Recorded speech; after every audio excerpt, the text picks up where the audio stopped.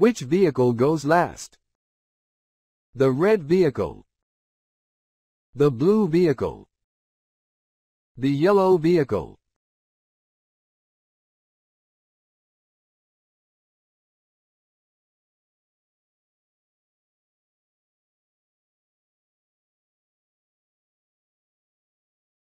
Which vehicle goes first?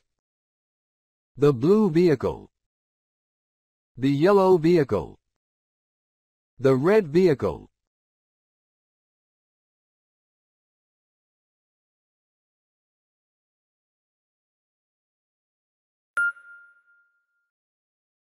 Hey, in this video we are going to build this 3D quiz using Three.js, Yuka and GSAP.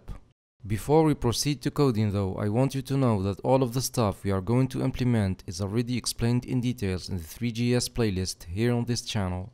So if you need an in-depth explanation of something I used in this tutorial, you can find it in one of the playlist videos, and without any further ado, let's get started. The first thing we are going to do is to clone this Three.js boilerplate. So open the editor, hit Ctrl plus Shift plus P, hit enter, paste the link to the repository, then choose the location of the project.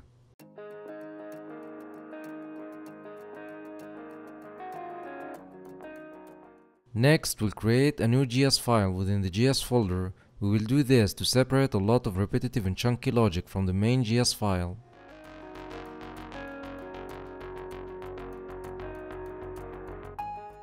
We'll also create a CSS folder in which we'll set the style sheet.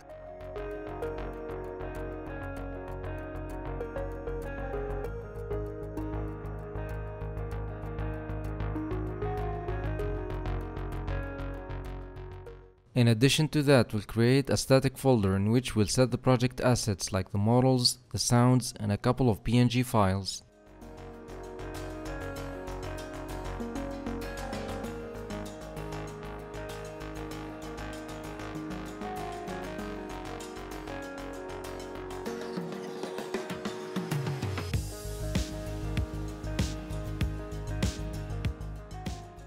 Now open the command line and type npm start to get the dependencies such as parcel and Three.js installed.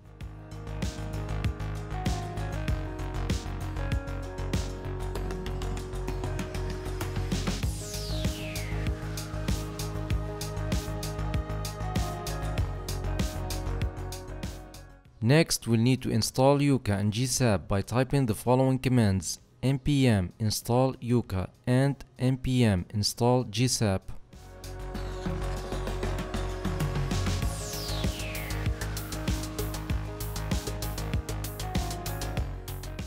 Now let's run our server by typing the following command.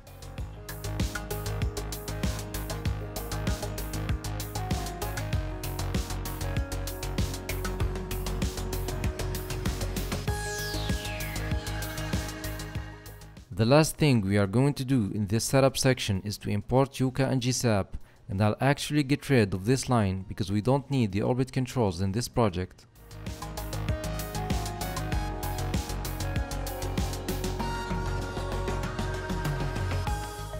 In this section we are going to add the city model and a couple light sources. So the first thing I'm going to do is load the gltf loader module and also the Draco loader, since I used the Draco compression to reduce the size of the cities file.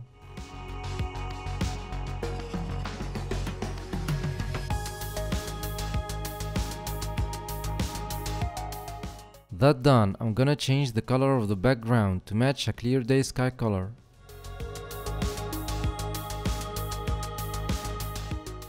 Again, I'll get rid of this line related to the orbit controls module and set the initial position of the camera and where it should be directed to.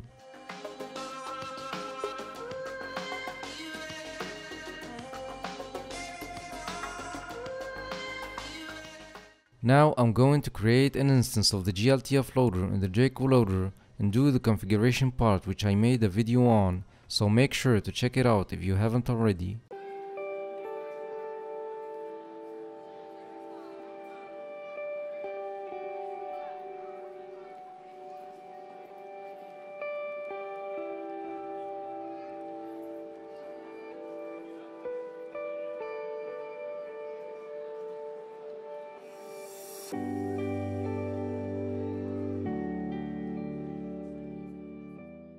As you can see, we get an error because of the cache, so I'll hit Ctrl plus F5.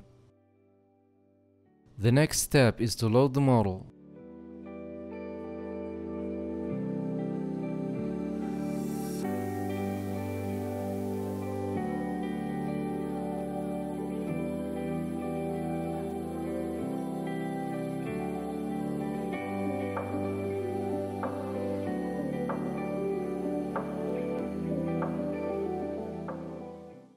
It's all dark because of the absence of a light source, so let's add some.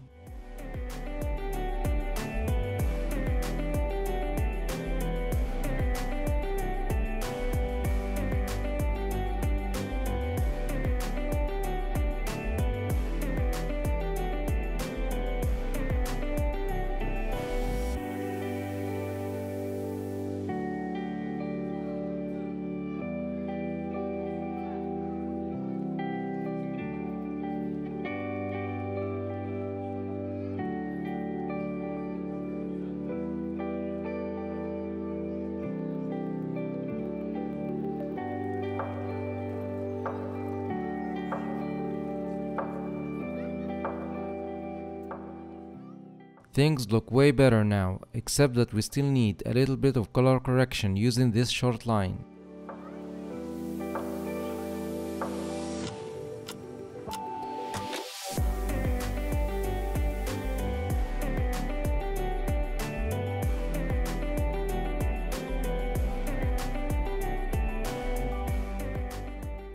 In this section we are going to place the cars on the roads.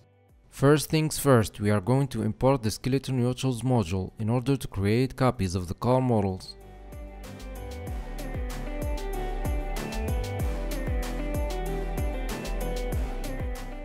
The next thing we are going to do is create a function that takes 4 parameters.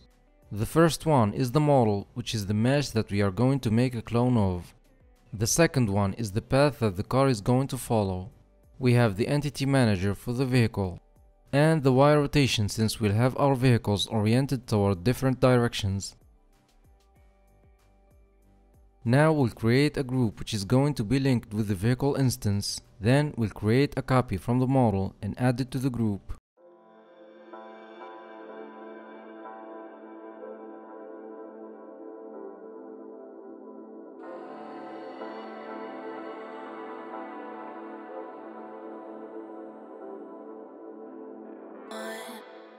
Next, I'm going to create a vehicle instance and sync it with the group. Again, basic stuff that you can learn in this video.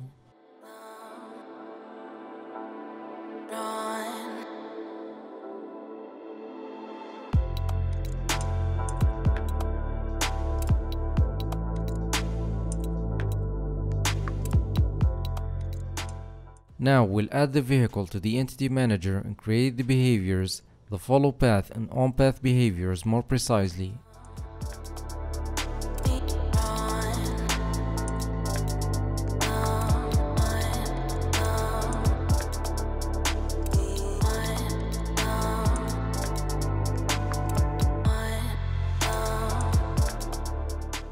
The possession copy will set the vehicle at the first point of the path.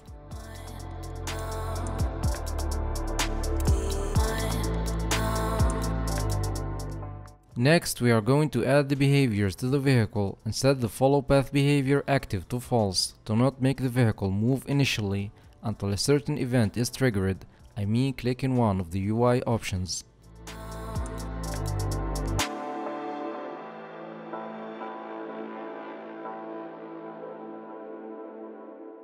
Rotation from Euler 0, Y rotation 0 rotates the vehicle on the Y axis. And then we have the function returning an object that contains the vehicle in its model.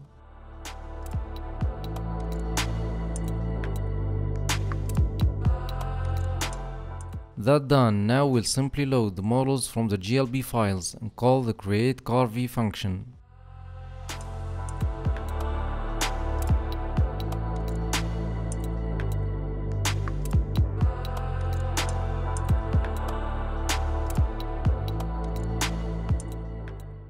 So for the first argument, we'll need to have a Yuka path instance. Having said that, in the constants file, I'm going to load the path in vector3 classes from Yuka, and I'm going to create an array that holds the paths of every yellow car.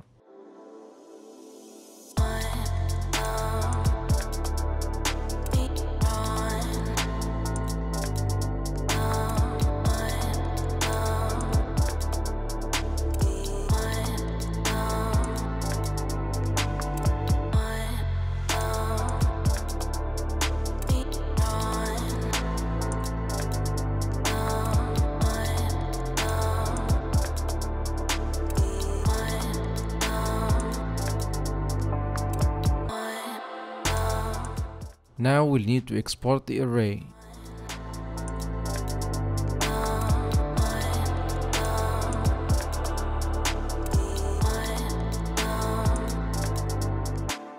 In the main file, we are going to import that array and then pass the values to the function we've created earlier.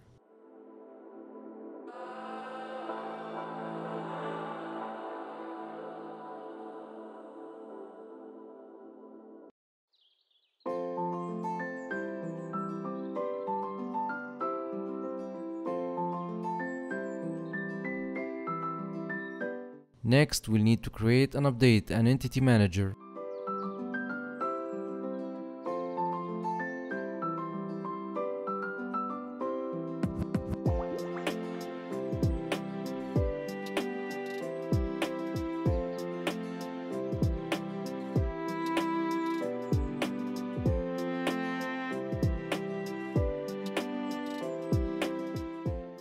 And now I'll set the rotation value, and that should be it for our first yellow car.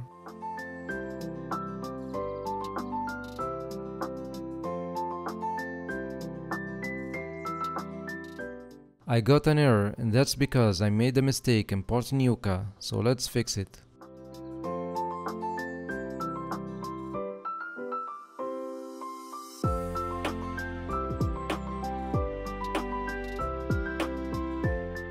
And there we go, we got our first car, but it looks oriented toward the opposite direction.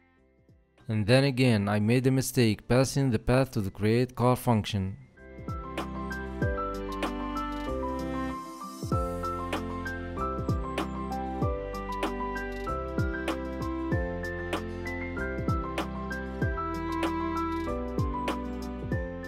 Now let's add the rest of the yellow cars.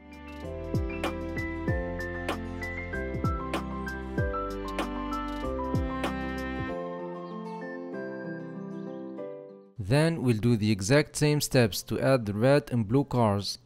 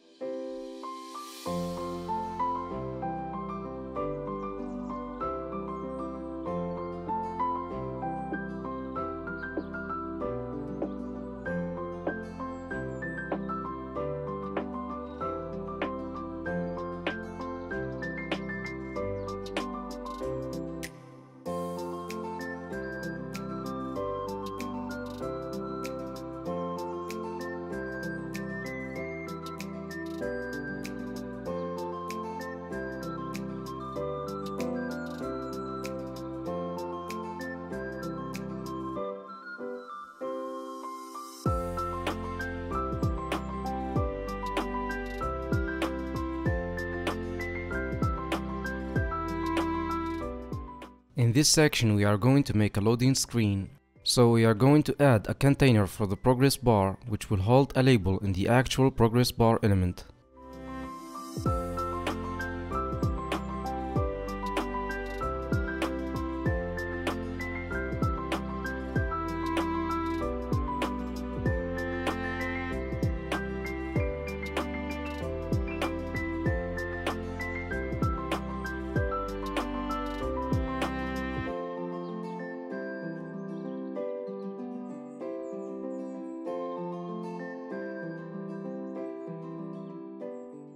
Next, we'll type a few CSS lines to stylize the progress bar and center it in the page.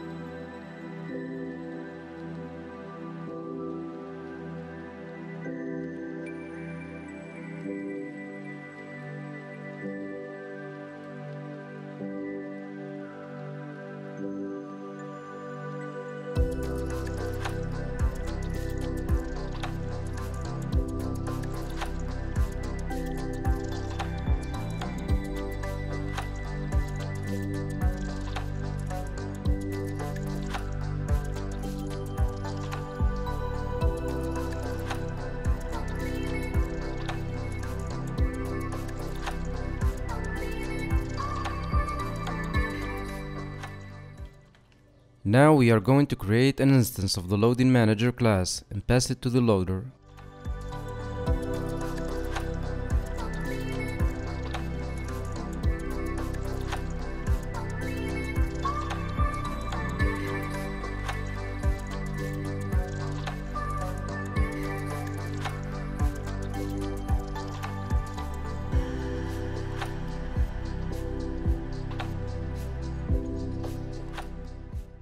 And then we'll use the onProgress hook to update the value of the progress bar, and onLoad, which will remove the entire loading bar container once the loading process is finished.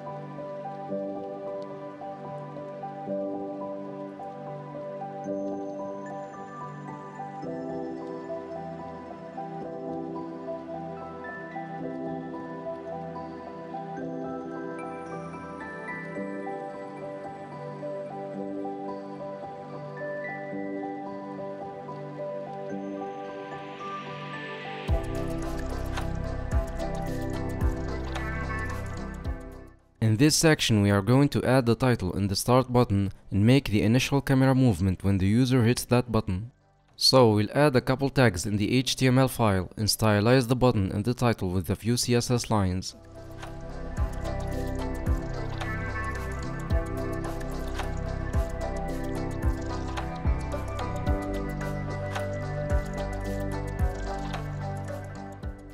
As you can see, we have some very basic stuff here to center the header and add some hover effects to the start button.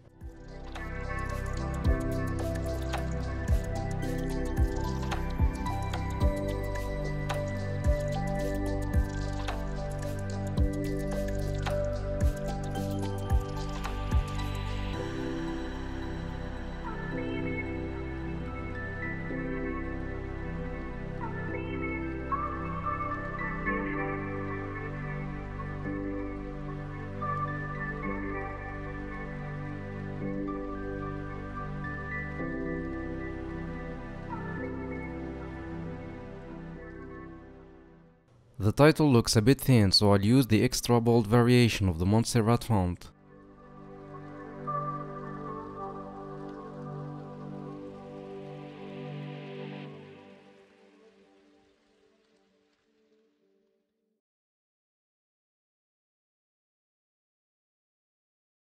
Now we'll use the GSAP timeline in order to change the fade out animation of the header and the movement of the camera towards the first question position.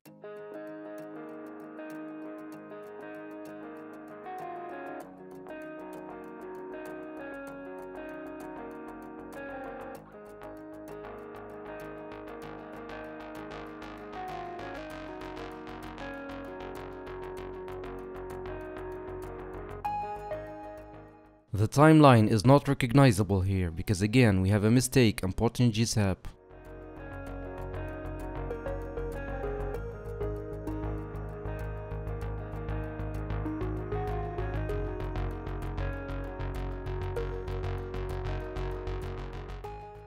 So the first thing we are going to do is add the fade out animation of the button and the title.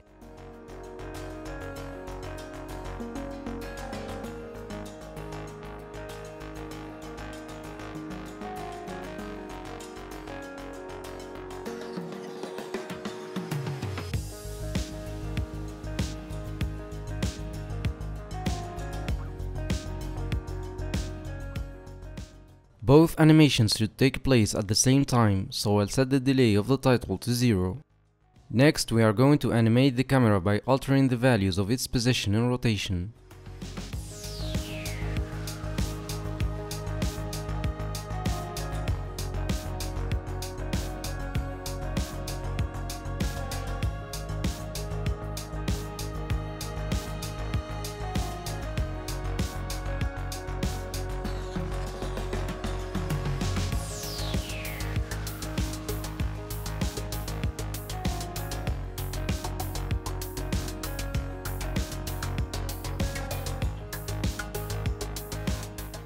In this part, we are going to add the arrows that indicate the destination of the cars. Having said that, we are simply going to load the arrow model.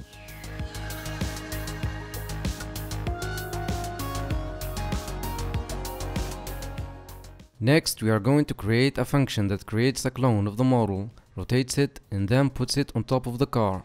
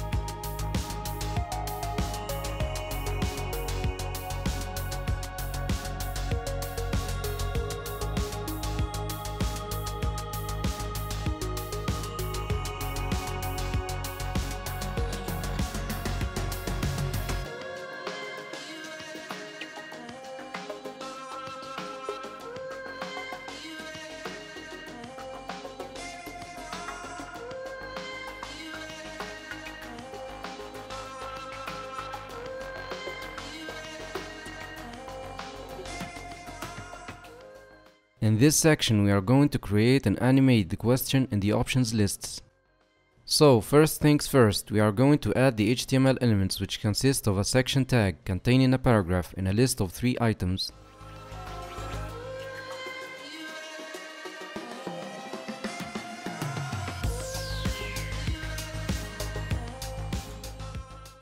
Each item is composed of a couple of spans. The first one contains the text, and the second is to display the correct or incorrect symbols.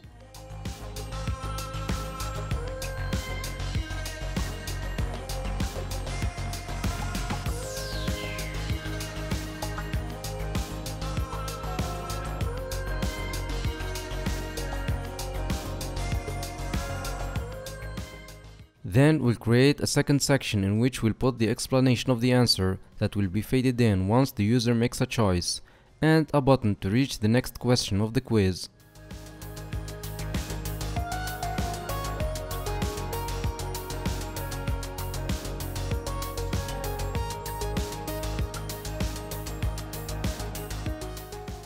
That done, now we are going to style the elements we've just added.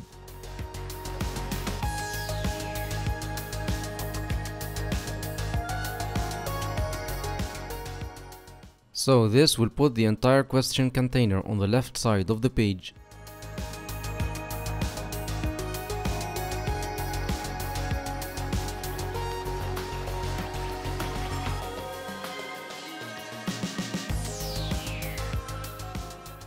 I set the opacity to 0 here because we don't want the question's text to appear initially.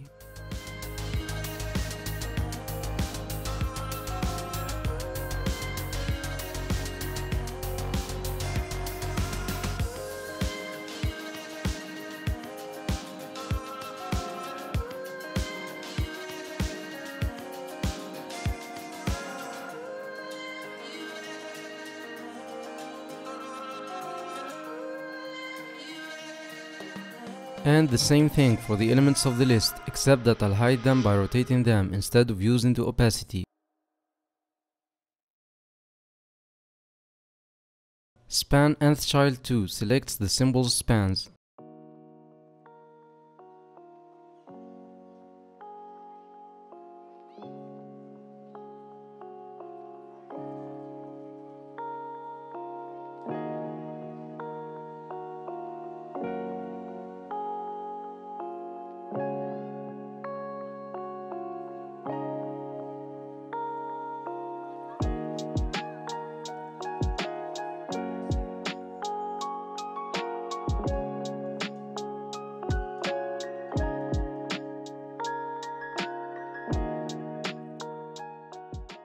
Then we have the explanation container that will apply a fade-in effect to, so we'll set its opacity to 0 initially, same as we did with the question.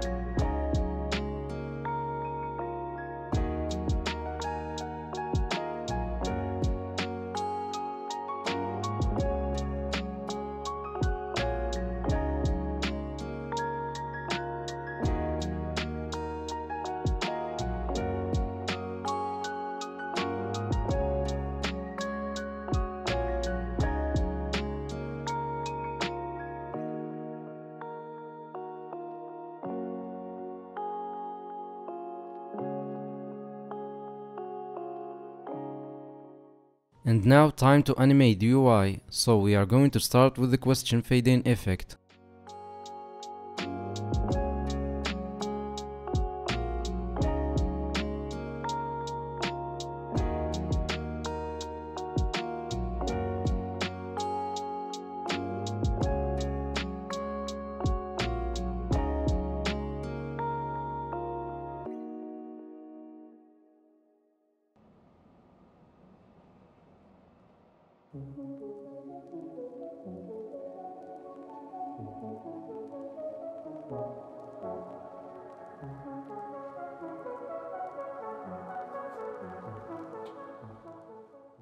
Now we'll set the X rotation back of the first element of the list to 0 after 2.5 seconds delay.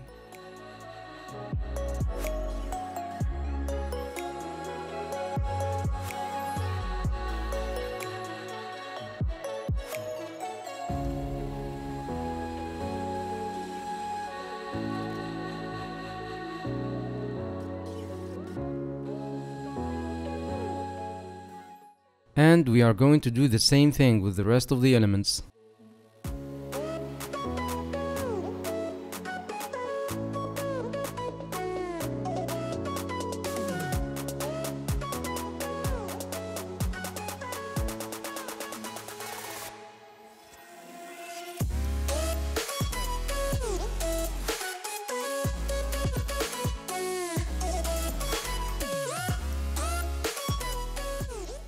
In this part, we are going to display the symbols of the right and wrong answers once an answer is chosen, and add the fade-in effect of the explanation section.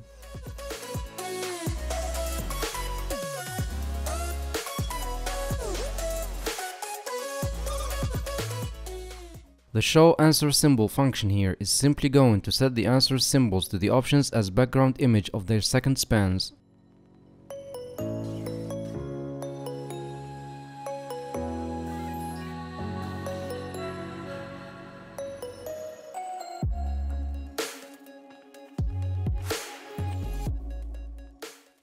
I have the two symbols files named correct.png and incorrect.png, so when we call the function with correct, incorrect, incorrect, for instance, the paths to the images will be these, hence the result will be this.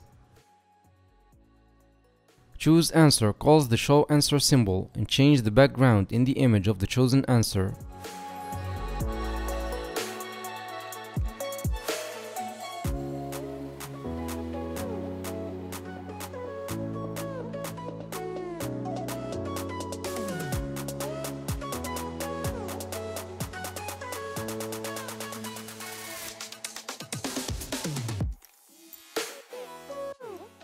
Now I'll add the click event to the options, and as you can see here I used bind since we need to pass an argument to the callback function.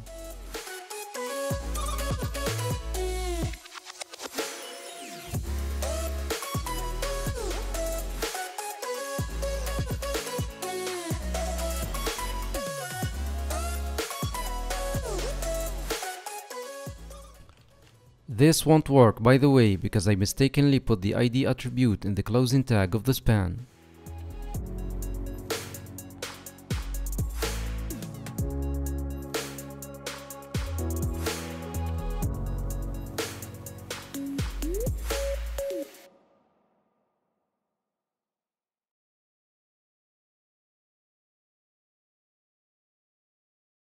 And there we go.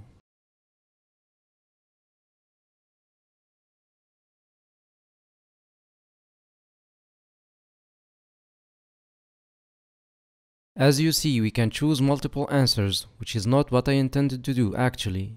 So to fix that, I'm going to create a variable that tracks the state of the options, so if an option is chosen, we can no longer choose another one unless we proceed to the next question.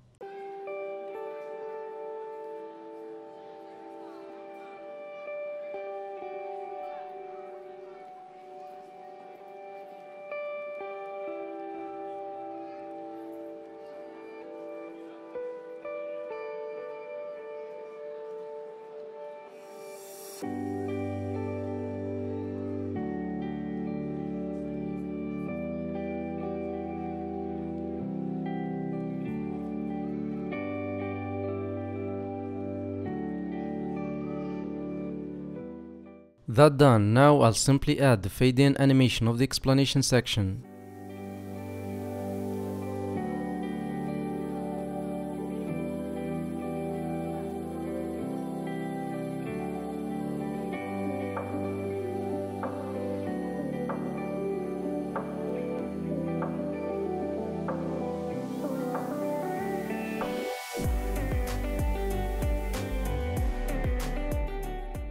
In this part, we are going to implement the camera repositioning in the UI fade-out, fade-in animations when we go from one question to another.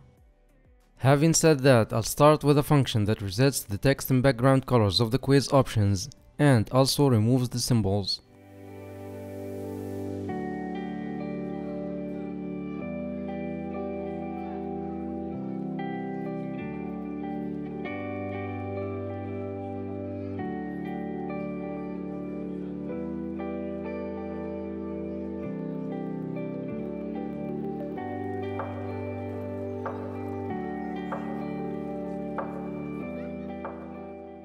Next, we'll need a variable that indicates the current question number and the camera X and Z coordinates after its first animation, I mean when the camera is at the first question position.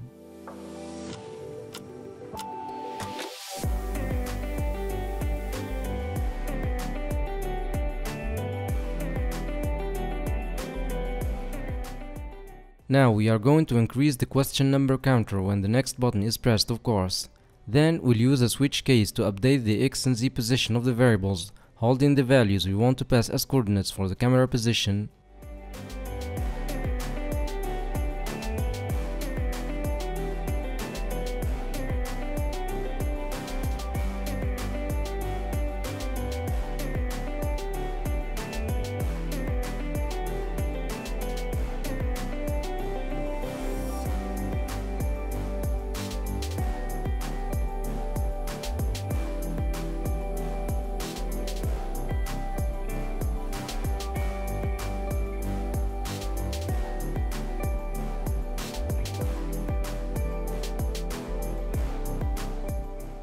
That done, now we'll create a timeline and animate the camera using the camera X and camera Z values.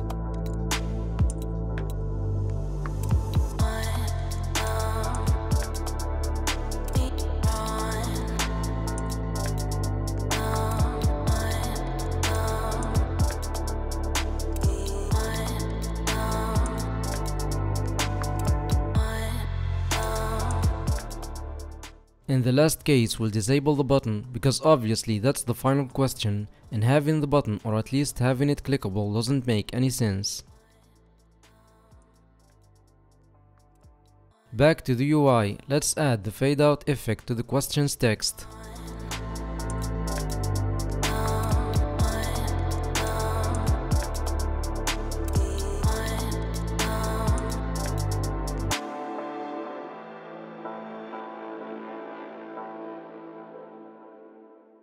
And we'll do the same thing with the rest of the elements.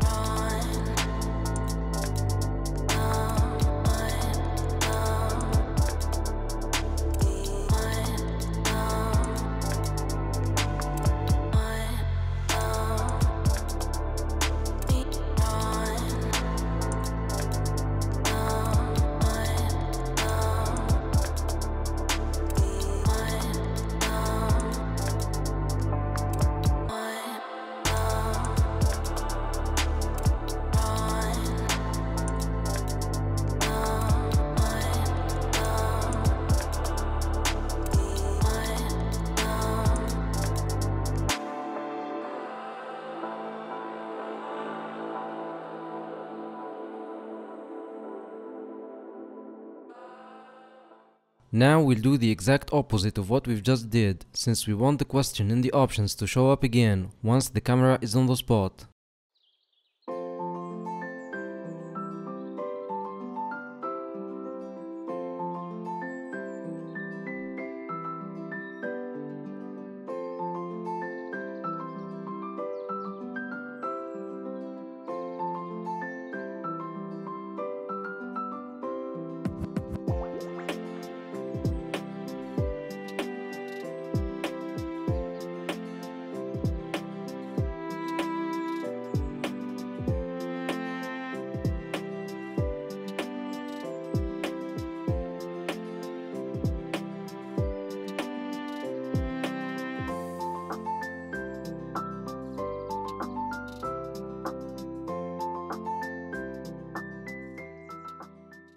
The next thing we are going to do is change the question in the answers text.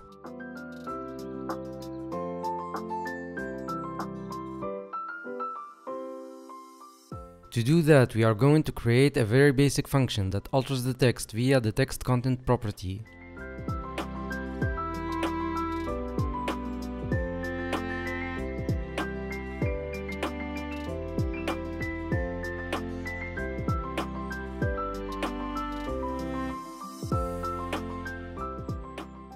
And now in the constants file we are going to set an array of objects that holds the different questions and their answers.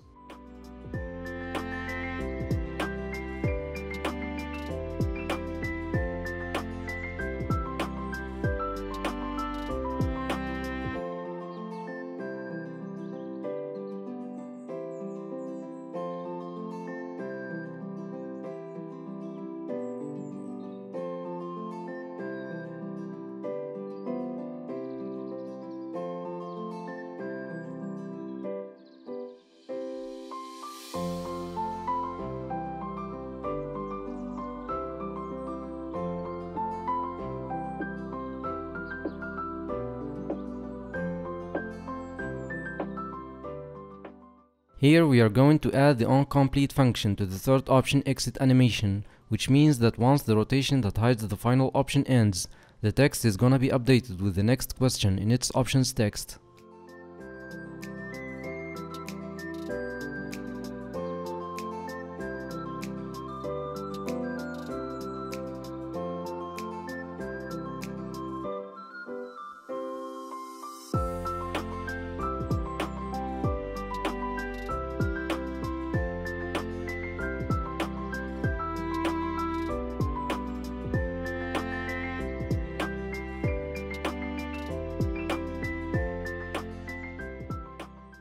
An option couldn't be chosen here because the clicked value is not reset to false after we chosen an answer to the first question.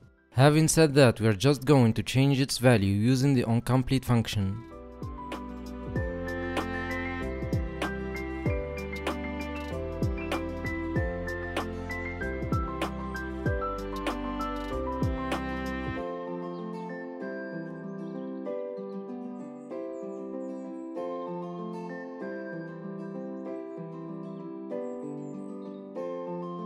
Now, time to animate the cars. So, the first thing I'm going to do is create 3 arrays in which I'm going to assign the cars to. I'll also need a counter to help animating the right set of cars.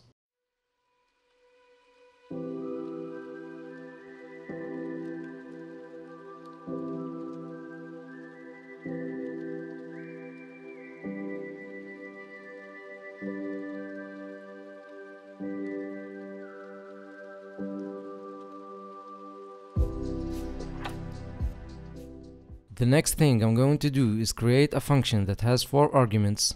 The first one is the delay, since the cars don't have the same starting time. The second is obviously the car to animate. Wheels will help us rotate the wheels of the cars when they start moving. The last argument tells if the current car will be the last of the set to be animated. So since we are talking about animation after a delay, we are going to use the setTimeout function. Having said that, once that certain delay is passed, we'll activate the follow path steering behavior, and that's enough to get the car moving.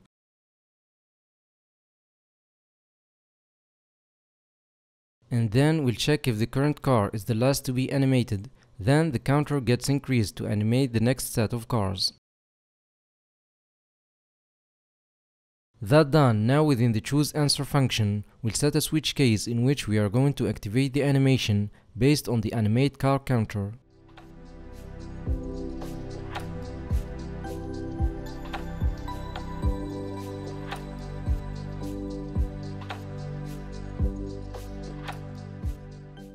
And notice I passed null as the third argument, since we'll not deal with the wheels until we get to the next section.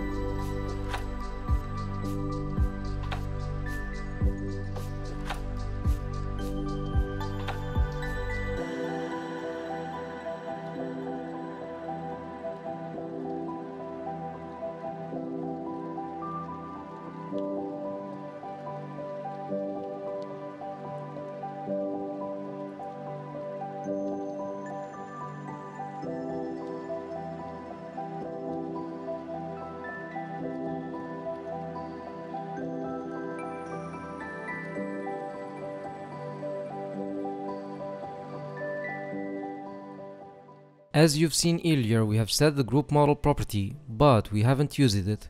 Well, now it's time to. So every car model is composed of a set of meshes that each represents a part of the car, and I'm talking about the wheels here more precisely. The designer of these cars made the wheels in a form of 3 meshes, 2 for the front wheels, and both back wheels form one single mesh. To animate these meshes, we are simply going to rotate them on the x-axis using GSAP, and that's it. GetObjectByName returns the mesh with a given name.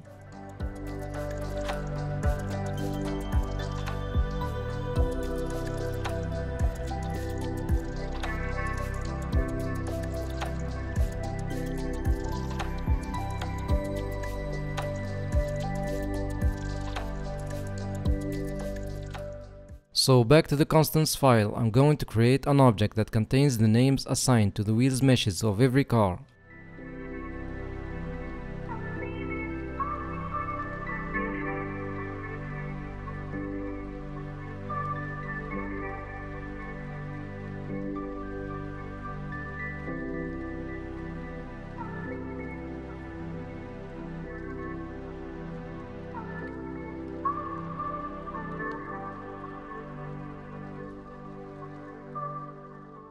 Now I'm going to pass the set of wheels to animate instead of passing null to the animate car function.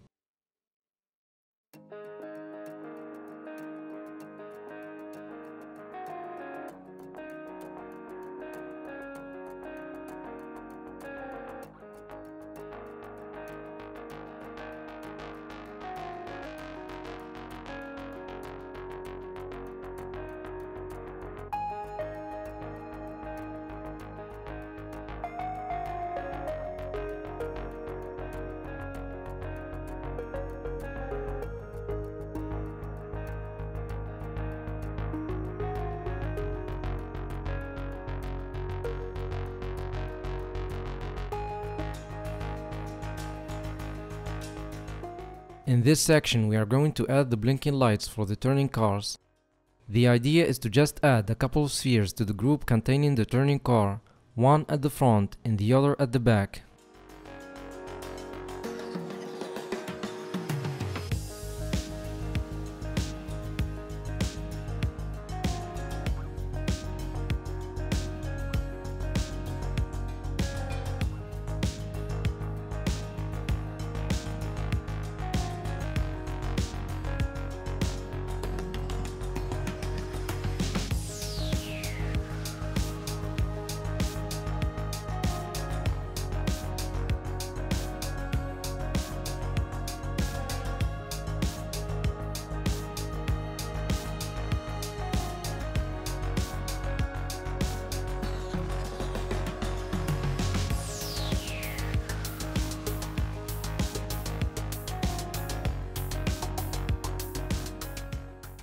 So here, if a car is going to turn, hence has a blinking light, the create blinking light function will be called to add the spheres to the car group.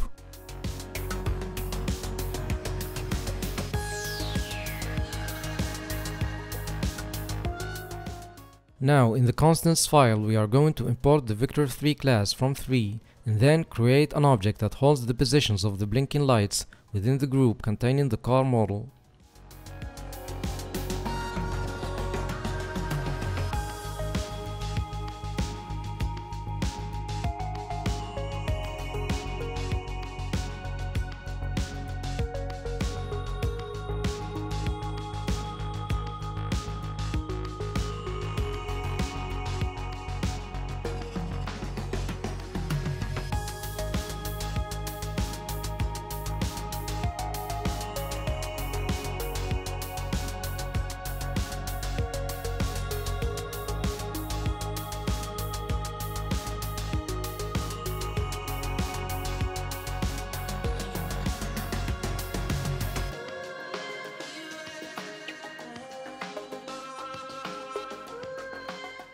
And now we are going to call the create car v with the last argument.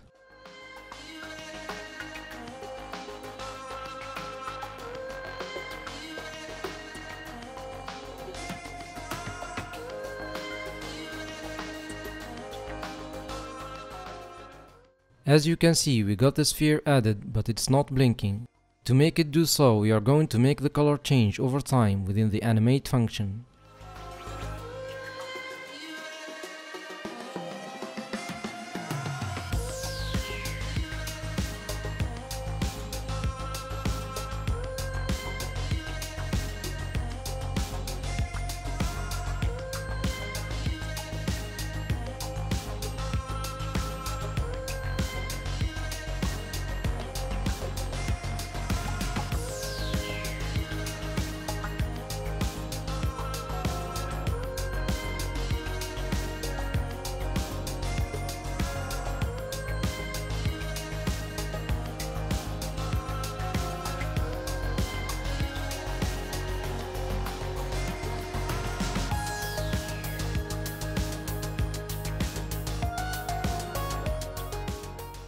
In this part, we are going to add the audio.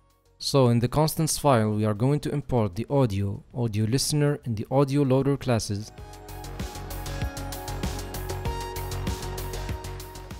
Next, we'll create an instance of the audio loader and the audio listener and an array with 7 empty objects.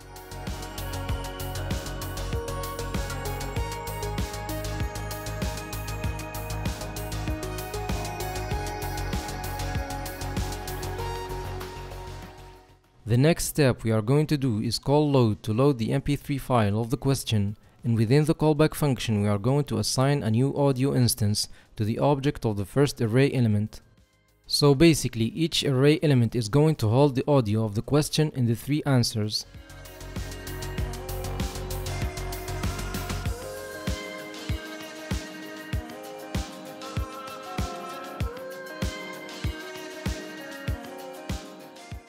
Now we'll need to export the listener since we are going to attach it to the camera in the main file, and of course the audio's array.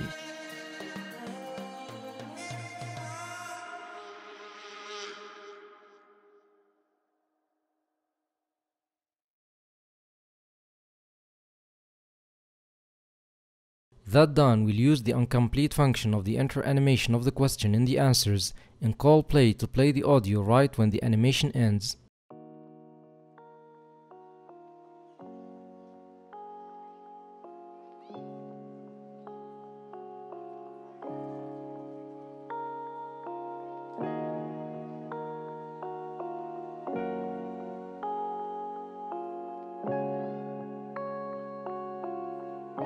In which order may the vehicles proceed? Blue, yellow, red. Red, yellow, blue. Red, blue, yellow.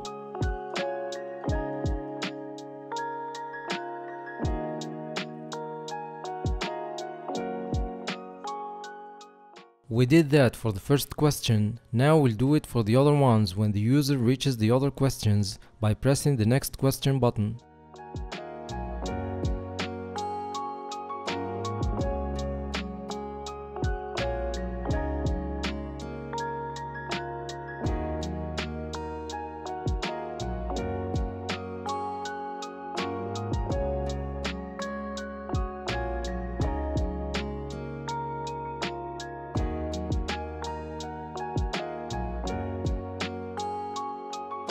In which order may the vehicles proceed? Blue, yellow, red. Red, yellow, blue. Red, blue, yellow.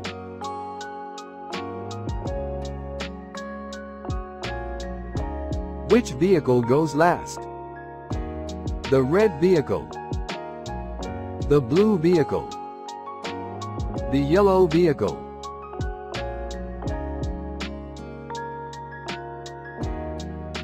Which vehicle goes first? The blue vehicle. The yellow vehicle. The red vehicle. Now we still have one thing to add, which is the score, so let's do it.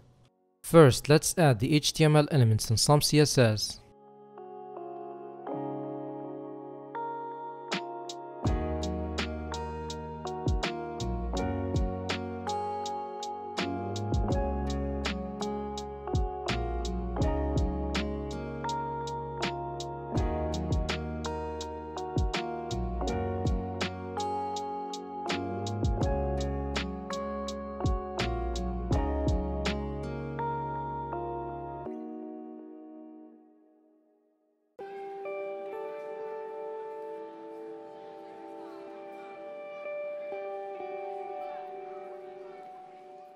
Next, I'm going to create a global variable which value increases depending on the ID of the selected list item.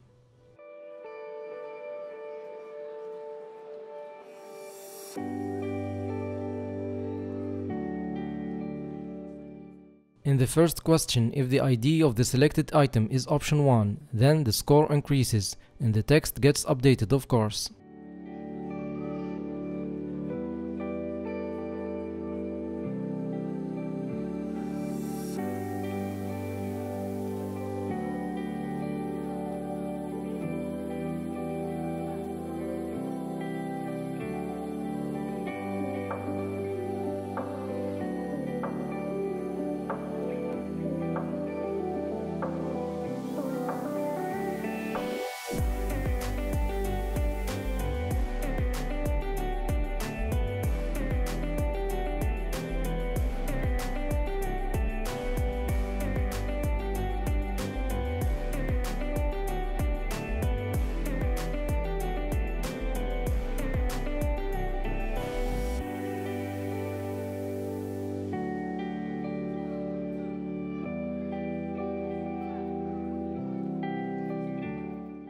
Finally, as you can see, during the first question we can select an answer before the end of the animation of the rest of the answers.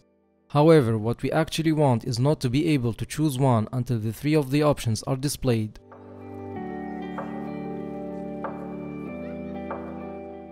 To fix that, I'm merely going to set clickable to false and then set it back to true only after the third animation is completed.